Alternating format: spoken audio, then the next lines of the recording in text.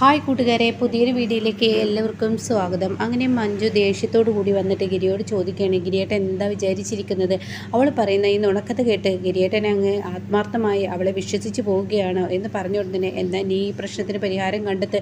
അവൾ പറയുന്ന നുണക്കടുത്തുകൾ ഇനി ഗിരിയേട്ടൻ വിശ്വസിച്ച് കഴിഞ്ഞാൽ തീർച്ചയായും ഈ കുടുംബം അങ്ങ് ഇല്ലാതാവുമെന്ന് പറയുമ്പോൾ, എന്നാൽ നീ തന്നെ കച്ച കെട്ടിയിറങ്ങി അവളെ ഇവിടെ നിന്ന് ഇറക്കാൻ നോക്കല്ലാതെ ഞാൻ ഈ പ്രശ്നത്തിൽ ഇടപെടില്ല എന്നും പറഞ്ഞു പോകുമ്പോൾ മഞ്ജുവിന് ഉള്ളിൽ സംശയം വീഴുന്നു കേട്ടോ. അങ്ങനെ മഞ്ജു പുറത്തു നിന്നും എന്തൊക്കെയോ ചിന്തിക്കുമ്പോൾ അങ്ങോട്ടേക്ക് പ്രീതി കടന്നു വരികയാണ്. എന്താ പ്രീതി, എന്നെ ഗിരിയേട്ടൻ ഇറക്കി വിടില്ലെന്ന് പറഞ്ഞൂലേ? അത് കേട്ട ഉടൻ തന്നെ മഞ്ജു ഇങ്ങനെ ദേഷ്യത്തോടു കൂടി, എടി നീ വിചാരിച്ചതുപോലെ നിൻ്റെ ഉള്ളിൽ എന്താണെന്ന് എനിക്ക് നന്നായി അറിയാം. നീ എന്തോ മനസ്സിൽ ഉദ്ദേശിച്ചിട്ടുണ്ട്. അത് ലക്ഷ്യം വെച്ച് എൻ്റെ ഗിരിയേട്ടനെ എവിടെ നീ ഭീഷണിപ്പെടുത്തി നിർത്തിയിരിക്കാമെന്നും എനിക്കറിയാം.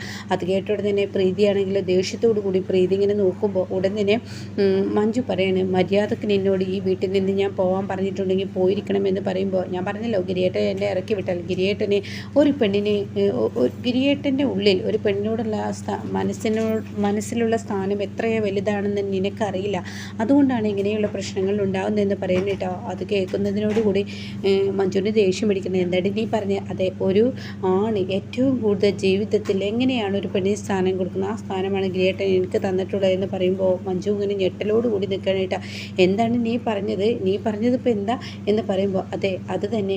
അപ്പം നീ പറഞ്ഞു വരുന്നത് എൻ്റെ സ്ഥാനമാണ് പ്രീതി നിനക്ക് ഗിരിയേട്ടൻ തരുന്നു എന്നാണ് നീ പറയുന്നത്, ഗിരിയേട്ടൻ നിന്നെ സ്നേഹിക്കുന്നു എന്നൊക്കെ നീ പറയുന്നത്. ഇനി ഞാൻ ഒരിക്കലും ഇവിടെ നിൽക്കുന്നെങ്കിൽ ഗിരിയേട്ടൻ പറയട്ടെ, ഒന്നെങ്കിൽ നീ അല്ലെങ്കിൽ ഞാൻ, ആ തീരുമാനത്തോടു കൂടിയാണ് ഞാനിവിടെ നിൽക്കത്തുള്ളൂ എന്ന് പറയുമ്പോൾ പ്രീതിക്ക് സന്തോഷമാവുന്നു കേട്ടോ. മഞ്ജു കരഞ്ഞും കൊണ്ട് ഇത് പറയുമ്പോൾ, ഇങ്ങനെയൊക്കെ ഞാൻ പറയുന്നതായിട്ട് നീ കരുതിയത്, എന്നാൽ ഒരിക്കലും ഞാൻ അങ്ങനെയൊന്നും പറയത്തില്ലടി, എന്നെക്കൊണ്ട് അതിന് കഴിയത്തില്ലടി. നീ വിചാരിക്കുന്നത് പോലെയൊന്നുമല്ല എൻ്റെ ഗിരിയേട്ടനെ, എനിക്ക് ആത്മവിശ്വാസമാണ്. എൻ്റെ ഗിരിയേട്ടൻ എന്നോട് ഒരിക്കലും തെറ്റ് ചെയ്യില്ല, എനിക്ക് നന്നായി അറിയാം. അതുകൊണ്ട് തന്നെ നീ വിചാരിക്കുന്നത് പോലെയൊന്നും ഒരിക്കലും ഞാൻ ഇവിടെ നിന്ന് ഇറങ്ങിപ്പോവില്ലടി എന്ന് പറഞ്ഞിട്ട് കരണക്കുറ്റി നോക്കി ഒന്നൊക്കെ കൊടുക്കുമ്പോൾ ഉടൻ തന്നെ ആ അടി വേണം കേട്ടോ. എന്നിട്ട് ഈ സമയം നീ എന്ത് പറഞ്ഞാലും എൻ്റെ ഗിരിയേട്ടനെ കുറിച്ച് അപവാദങ്ങൾ പറഞ്ഞാലും ഇവിടെ നടക്കത്തില്ല എന്ന് പറയുമ്പോൾ, ഞാൻ പറയുന്നത് നീ വിശ്വസിക്കണ്ട, പക്ഷേ നീ ഒരു കാര്യം വിശ്വസിക്കണം, നിനക്ക് ആപത്താണ് ഗിരിയേട്ടൻ ചെയ്യുന്നത്, അത് നീ വിശ്വസിക്കുമെന്നൊക്കെ ഇങ്ങനെ പറയുമ്പോൾ ഉടൻ തന്നെ അവിടെ മഞ്ജു പറയണം, ഇതെൻ്റെ വീടാണ്, എൻ്റെ വീട്ടിൽ ഞാൻ തീരുമാനിക്കുന്ന പോലെ കാര്യങ്ങൾ നടക്കുക, അല്ലാതെ നിൻ്റെ വീടല്ല, അത് നീ ഒന്ന് ഓർക്കുന്നത് നല്ലതാണെന്ന് പറയുന്നു കേട്ടോ. പിന്നീട് മഞ്ജു റൂമിൽ ചെന്നിങ്ങനെ ഇരിക്കുമ്പോൾ ഗിരി പറയണേ, നീ ഒന്ന് സമാധാനപരമായി ചിന്തിക്ക്. കാരണം നീ പറയുന്നത് പോലെയൊന്നുമല്ല കാര്യങ്ങൾ. ഞാനിവിടെ പ്രീതിയെ സപ്പോർട്ട് ചെയ്യുന്നുണ്ടെങ്കിൽ നിൻ്റെ അനിയത്തിക്ക് വേണ്ടിയാണ്. അവളുടെ അച്ഛനെയല്ലേ നിൻ്റെ അനിയത്തി കൊല്ലാൻ ശ്രമിച്ചിരിക്കുന്നത്. അവളുടെ നിരപരാധിത്വം തെളിയിക്കണമെങ്കിൽ ഇനി അവൾക്ക് ശിക്ഷ വിധിക്കുമെന്ന് ഹൈക്കോടതിയിൽ ചെന്ന് പറഞ്ഞു കഴിഞ്ഞാൽ തീർച്ചയായും അത് പ്രശ്നമല്ലേ എന്നൊക്കെ പറഞ്ഞിട്ടാണ്, ഞാൻ ചിന്തിച്ചിട്ടാണ് അവൾക്കൊപ്പം ഞാൻ നിൽക്കുന്നത്. ഇപ്പോൾ ഞാൻ ഇവിടെ അവൾക്ക് നേരെ വിരൽ ചൂണ്ടാത്തത് എന്ന് പറയുമ്പോൾ, ആണോ ഗിരിയേട്ടാ? അതെ ആണ് എന്ന് മഞ്ജുവിനോട് പറയുമ്പോൾ, ഞാനിത് വിശ്വസിച്ചു എന്ന് നിങ്ങൾ കരുതണ്ട, എന്നാൽ ഇതിൽ എനിക്ക് അത്ര വിശ്വാസം തോന്നുന്നില്ല. നിങ്ങൾ എന്തിനോ അവളെ ഭയക്കുന്നുണ്ട്, അത് തീർച്ചയായും പറയുന്നുണ്ട് കേട്ടോ. പിന്നീട് ജോർജ് മാത്യുവിനെയാണ് കാണിക്കുന്നത്. അവിടുത്തെ അന്തേവാസി സോഫി അവിടെ അടിച്ചു വരാൻ വന്നിരിക്കുകയാണ്. അപ്പോൾ ജോർജ് മാത്യുവിൻ്റെ കണ്ണ് വല്ലാത്തൊരു കണ്ണ് തന്നെ ആയി പോവാണ്. സോഫിയെ ഇങ്ങനെ നിരീക്ഷിച്ചു കൊണ്ടിരിക്കുകയാണ്. അല്ല സോഫി, അല്ല കുട്ടി, നിൻ്റെ പേരെന്താ? എൻ്റെ പേര് സോഫി. നീ എങ്ങനെ ഇവിടെ വന്നു വിട്ടു? ഒരു ചെക്ക് കേസിലാണ് സാറേ, എൻ്റെ അക്കൗണ്ടിൽ പൈസ ഉണ്ടെന്ന് കരുതി ഒരു ചെക്ക് ഒരാൾക്ക് കൊടുത്തു, പക്ഷെ അതിൽ പൈസ ഇല്ല. അവർ കബളിക്കപ്പെട്ടു എന്ന് തോന്നിയപ്പോൾ അവർ എനിക്ക് പേരെ കേസ് കൊടുത്തു, അതാണ് ഉണ്ടായത്. ഓഹോ അങ്ങനെയാണോ? എന്നിട്ട് നീ വേറെ വക്കീലിനെ വെച്ച് അത് വാദിക്കാൻ ശ്രമിച്ചില്ലേ? ഇല്ല സാറേ, എൻ്റെ കയ്യിൽ പൈസ ഇല്ല. അപ്പോൾ അത് പറയുമ്പോൾ തന്നെ അവരുടെക്ക് ഒരു മടിയുണ്ട് കേട്ടോ. കാരണം അത്ര നല്ല ആളോടല്ല താൻ പറയുന്നതെന്ന് നന്നായി അറിയാം. അപ്പോഴേക്കും സ്മിതയോട് പറയാം, നീ ഒന്ന് പുറത്തേട്ട് നിന്നേ. അത് കേൾക്കുന്ന സോഫിക്ക് പേടിയാവണ്. എന്നാൽ നീ ഒരു പേടിയും പേടിക്കണ്ട, നീ കഴിയുന്ന സെല്ലിൽ എത്ര ആൾക്കാരുണ്ട്? 8-9 ആൾക്കാരുണ്ട് സാറേ.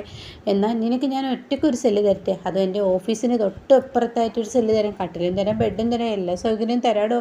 നീ ഞാൻ പറയുന്നതൊക്കെ എന്നെ കേട്ടാൽ മതി എന്ന് പറഞ്ഞ് കൈകളിൽ കയറി പിടിക്കുമ്പോഴേക്കും സ്മിത പുറത്തു നിന്നും കുറ്റിയിടുകയാണ് കേട്ടോ. പക്ഷേ തന്നെ രക്ഷിക്കൂ എന്ന് പറഞ്ഞ് സോഫി ഓടി വരുമ്പോഴേക്കും അവിടെ ഇപ്പുറത്തൂടെ മഹിമ വരുന്നു കേട്ടോ. മഹിമ ഈ രംഗം കാണാണ്. മഹിമയെ ഞെട്ടിപ്പിച്ച ആ കാഴ്ച മഹിമ വെറുതെ വിടുന്നില്ല. മഹിമ ദേഷ്യത്തോടു കൂടി നോക്കി നിൽക്കുകയാണ്. കുറച്ചു നേരം ഇയാൾ എന്താണ് ഈ കാണിക്കുന്നതെന്നും നോക്കി നിൽക്കുകയാണ്. ആക്രാന്തം മൂത്ത ഇയാളുടെ ഈ ഭ്രാന്ത് ഇന്നത്തോടു കൂടി നിർത്താൻ മഹിമ തീരുമാനിച്ചിരിക്കുകയാണ്. അങ്ങനെ മഹിമ ഡോറിനടുത്തോട്ട് വരുമ്പോൾ സ്മിതയാണെങ്കിലോ പുറത്തു നിന്നും കുറ്റിയിട്ട് നിൽക്കണം കേട്ടോ. ആ പോലീസുകാർ ഈ വൃത്തികെട്ട പ്രവൃത്തിക്ക് ഒരു പെണ്ണായിട്ടും കൂട്ടു നിൽക്കുന്നത് കാണുമ്പോൾ മഹിമക്ക് ദേഷ്യം പിടിക്കണേ.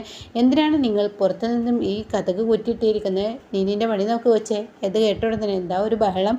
അത് കേട്ട ഉടനെ നീ നിൻ്റെ പണി നോക്ക് വെച്ചേ, നിന്നോടല്ലേ പറഞ്ഞത് എന്ന് പോലീസ് കോൺസ്റ്റബിൾ പറയുമ്പോൾ മഹിമ വിടില്ല. മഹിമ ഡോറ് തുറക്കുന്നു, ഒരൊറ്റ കയറൽ. അതോടുകൂടി ജോർജ് മാത്യു ഞെട്ടിപ്പോവാണ് കേട്ടോ. ഈശ്വര, ബലപ്രയോഗം നടത്തുന്ന ജോർജ് മാത്യു ഈ ഒരു രംഗം കാണുമ്പോൾ ജോർജ് മാത്യുവിന് അത് പറ്റത്തില്ല കേട്ടോ. അപ്പോൾ നീ ആരടി ഇങ്ങോട്ടേക്ക് വരാൻ എന്ന് മഹിമയോട് ചോദിക്കുമ്പോൾ, അതെ നിങ്ങളിവിടുത്തെ ചെയ്യുന്ന പ്രവൃത്തി എന്താ?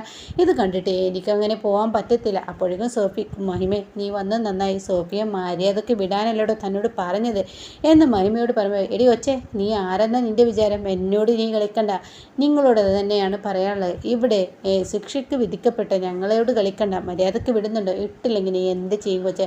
എന്നാൽ നിങ്ങൾ കളിച്ച ആൾ വേറെയാണെന്ന് പറഞ്ഞിട്ട് അവിടെ മൊത്തത്തിലുള്ള ആ അലാറം ഉണ്ടല്ലോ അതങ്ങ് പിടിച്ച് അമർത്താണ്. ഇതോടുകൂടി ജോർജ് മാത്യു ആകെ പെട്ടുപോകാണ്. എന്നോർത്ത് കിടന്ന് തിരിയുന്നു, കൂറ തിരിയുന്നത് പോലെ എങ്ങോട്ട് ഓടണമെന്നറിയാതെ ആകെ പ്രതിസന്ധിയിലാവുന്നു.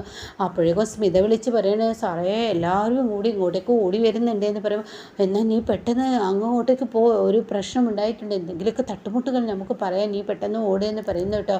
ഇതേ സമയം മഹിമയാണെങ്കിലോ സോഫിയയും കൊണ്ട് അവിടെ നിന്നും ഓടുന്നു കേട്ടോ. വാ എന്ന് പറയാണ്. പിന്നീട് മഞ്ജുവിനെയാണ് കാണിക്കുന്നത്. പോലീസ് സ്റ്റേഷനിൽ പോകാൻ ഒരുങ്ങാണ്. അപ്പോൾ പ്രീതി വിളിച്ച് നിർത്തണം. മഞ്ജു നീ ഒന്ന് അവിടെ നിന്നെ, നീ പോകാൻ വരട്ടെ. ഇത് കേട്ട് തുടങ്ങുന്നത് എന്താണ് നിനക്ക് വേണ്ടത്? അതെ എനിക്ക് ഒരു കാര്യം പറയാനുണ്ട്. ഞാൻ പറഞ്ഞല്ലോ എൻ്റെ നിരപരാധിത്വം ഞാൻ നിങ്ങൾക്ക് മുന്നിൽ തെളിയിക്കാൻ ശ്രമിച്ചു. മഞ്ജു അപ്പോഴേക്കും നീ എന്നോട് സംസാരിക്കാൻ വരണ്ട. അതെ ഞാൻ പറഞ്ഞു, ഗിരിയേട്ടൻ എന്നോടുള്ള സ്ഥാനം മതി, നിർത്തിക്കോ. നീ മറ്റുള്ളവരെ കബളിപ്പിക്കുന്നത് പോലെ എന്നെ കബളിപ്പിക്കുക എന്ന് കരുതിയിട്ടുണ്ടെങ്കിൽ ഞാൻ ഒരിക്കലും അത് വിശ്വസിക്കില്ല. അത് നിൻ്റെ തോന്നലാണ് എന്ന് പ്രീതി പറയാനിട്ട്. നീ വിശ്വസിച്ചാലും ശരി വിശ്വസിച്ചില്ലെങ്കിലും ശരി, ഞാൻ പറയാനുള്ളത് പറഞ്ഞു. ഗിരിയേട്ടൻ ഒരിക്കലും എന്നെ കൈവിടില്ല, അതാണ് ഗിരിയേട്ടൻ്റെ സ്വഭാവം. ഇത് കേട്ട ഉടൻ തന്നെ മഞ്ജു പറയണേ, എടി ഞാനിപ്പോൾ നിൻ്റെ പിറകെയല്ല, നീ അതൊന്നും നോക്കുന്നത് നല്ലതാണ്. ഞാനിപ്പോൾ എൻ്റെ അനിയത്തിയെ രക്ഷിക്കാനുള്ളതാണ്. എന്നാൽ ഞാൻ ഈ പറയുന്ന നിൻ്റെ പിറകെ വന്നു കഴിഞ്ഞാൽ തീർച്ചയായും നീ കുറ്റവാളിയാണെന്ന് കണ്ടു കഴിഞ്ഞാൽ പിന്നീട് നിനക്ക് കിട്ടുന്ന ശിക്ഷ അത് ഒന്നൊന്നര തന്നെ ആയിരിക്കുമെന്ന് പറഞ്ഞ് അവിടെ നിന്നും അങ്ങ് ഇറങ്ങാൻ ഒരുങ്ങുമ്പോൾ വീണ്ടും പ്രീതി വിളിക്കുന്നു കേട്ടോ. അടി നിന്നോട് നിലക്ക് നിൽക്കാനാണ് ഞാൻ പറഞ്ഞത്, നീ എന്താച്ച വേണമെങ്കിൽ ചെയ്തോ, ഞാൻ ഇവിടെ നിന്ന് ഇറങ്ങില്ല എന്നും പറഞ്ഞ് പ്രീതി അകത്തോട്ട് പോകുമ്പോൾ അവിടോട്ട് ഭാനുവതിയമ്മ വരുന്നുണ്ട് കേട്ടോ. ഭാനുവതിയമ്മ ഈ സംസാരമൊക്കെ കേട്ടിരിക്കണം. അപ്പോൾ ഭാനുവതിയമ്മ പറയുന്നു, മഞ്ജു ഞാൻ നിന്നോട് പറയട്ടെ, നിൻ്റെ ഭർത്താവ് ഇല്ല ഗിരിയേട്ടൻ ഒരു തെറ്റ് ചെയ്യില്ല, അത് എൻ്റെ വിശ്വാസമാണെങ്കിലും അവൾ തെറ്റ് ചെയ്യില്ലേ? അപ്പോൾ അമ്മ വളർത്തിയ മകൻ എന്ന് പറയുമ്പോൾ അതൊക്കെ ശരി തന്നെയാണ്. എന്നെ ആ വളർത്തിയ മകനെ വിശ്വാസമില്ലായ്മയല്ല ഒരു പെണ്ണ് ഒരുമ്പെട്ടാൽ പിന്നീട് ഉണ്ടാവുന്നത് എന്തെന്ന് നിനക്ക് ഞാൻ പറഞ്ഞു തരേണ്ടല്ലോ. നീ ഒരു പോലീസുകാരിയല്ലേ, അവളോട് നീ പറയുന്നത് കേട്ടല്ലോ ഒരു പോലീസുകാരിയാണെന്ന്, അപ്പോൾ നിനക്ക് ഞാൻ പറഞ്ഞു തരേണ്ടതില്ലല്ലോ എന്ന് പറയുമ്പോൾ അമ്മ പിന്നെ എന്താ പറയുന്നത്, ഞാനിവിടെ ഇരിക്കണമെന്നോ? അതെ നീ ഇവിടെ ഇരുന്ന് കഴിഞ്ഞാൽ തീർച്ചയായും അവളുടെ കുറേ വൃത്തികെട്ട സ്വഭാവത്തിന് മാറ്റമുണ്ടാകുമെന്ന് പറയട്ടെ. ഇത് കേൾക്കുന്നതിനോടുകൂടി ഇല്ല അമ്മ, ഇപ്പം എൻ്റെ ലക്ഷ്യം എൻ്റെ അനിയത്തെ പുറത്ത് കൊണ്ടുവരിക എന്നുള്ളതാണ്. എന്നാലും നിന്നോട് ഞാൻ പറയട്ടെ, ഇല്ല അമ്മ സമയം വൈകിയിരിക്കുന്നു, വന്നിട്ട് സംസാരിക്കാമെന്ന് പറഞ്ഞ് മഞ്ജു ഭാനുവതി അമ്മ ഫുള്ള് പറയുന്നത് കേൾക്കാൻ നിൽക്കുന്നില്ല കേട്ടോ.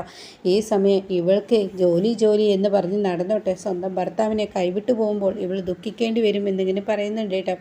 പിന്നീട് കാണിക്കുന്നത് ഗോപാലിനെയാണ്. ഗോപാലിനോട് സഞ്ജയ് പറയാണ്, എന്തായാലും അവളിപ്പോൾ ലക്ഷ്യം വെച്ച് ഈ പോലീസ് യൂണിഫോം വീണ്ടും ഇട്ടിട്ടുണ്ടാവുക അച്ഛ, ഒരു പക്ഷേ ഞമ്മുക്കിട്ട് പണിയാനായിരിക്കുമോ? അതേയൊന്നും ഉണ്ടാവില്ല, അവൾ വെച്ചിരിക്കുന്നത് ഒരു പക്ഷേ ഗവൺമെൻറ് ജോലിയോടുള്ള ആ ഒരു കൂറായിരിക്കും. അപ്പോൾ മഞ്ജു പറയാണ്, എന്നാൽ ഞാൻ അങ്ങ് പറഞ്ഞാലോ അതിന് മറുപടി ഞാൻ പറഞ്ഞു തരാം.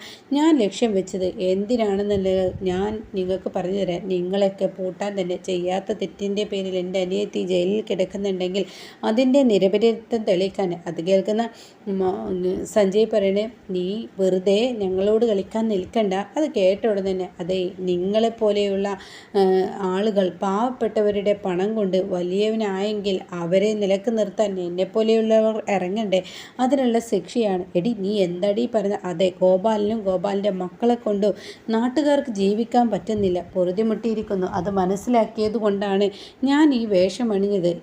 എടി നീ എന്താടി പറഞ്ഞത് എന്ന് പറഞ്ഞ് സഞ്ജയ് സ്വപ്നയെ മഞ്ജുവിനെ അടിക്കാൻ ഒരുങ്ങുമ്പോഴേക്കും മഞ്ജു സഞ്ജയുടെ കൈകൾ പിടിച്ച് പിരിക്കുകയാണ് കേട്ടോ. നീ കളിക്കുന്ന ഒരു പോലീസുകാരിയോടാണ്, അത് ചിന്തിച്ചാൽ നിനക്ക് നിന്ന് ഒരിക്കലും നിൻ്റെ ഈ വേലത്തരങ്ങളൊന്നും എന്നിൽ നടക്കില്ല എന്നും പറഞ്ഞിട്ട് സഞ്ജയ് അങ്ങ് അടിക്കുമ്പോൾ ശരിക്കും ഗോപാലൻ ഞെട്ടിപ്പോകുന്നുണ്ട് കേട്ടോ. എന്നിട്ട് ഗോപാലിനോട് പറയണേ, നീ എന്താടാ വിചാരിച്ചത്? അപ്പോൾ സഞ്ജയ് ഉടൻ തന്നെ പറയുന്നുണ്ട്, നിൻ്റെ കുഞ്ഞിനെ ഞാൻ ഇല്ലാതാക്കൂടി എന്ന് പറയുമ്പോൾ, നീ എന്നെ കുഞ്ഞിനെ പോയിട്ട് എന്നെ ഒന്ന് തൊടാൻ പോലും നിനക്ക് കഴിയില്ല. ഞാൻ ഇങ്ങോട്ടേക്ക് ഈ ഒരു പോലീസ് യൂണിഫോം ഇട്ടത് എന്തിനാണെന്ന് നിനക്ക് പറഞ്ഞു തരാം. എൻ്റെ അനിയത്തിയുടെ നിരപരാധിത്വം തെളിയിക്കാൻ വേണ്ടി എന്ന് പറയുന്നുണ്ട് കേട്ടോ.